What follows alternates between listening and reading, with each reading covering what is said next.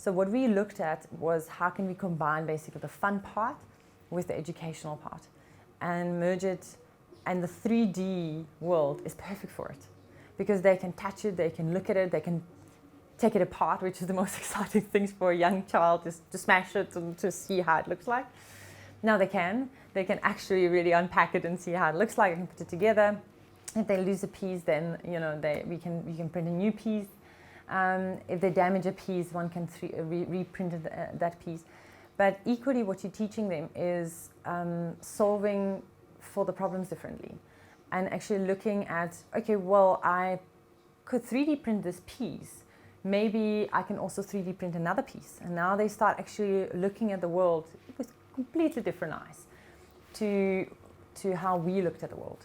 I have my kids now never ask me a question or never even say, I would like to go to a shop to buy a toy.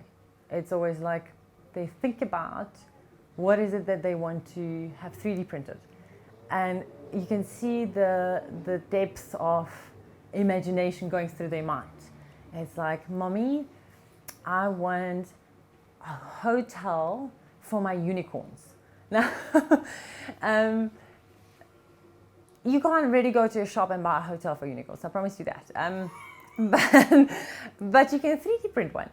And you basically get your child to work with you to say, okay, so how would you like that hotel to look like, and what colors you would like to have, and how big and how small, and let's put it together and let's start building it together. And now you see their world is just like going from just giving it something that is work with this within this kind of parameter to whatever you want.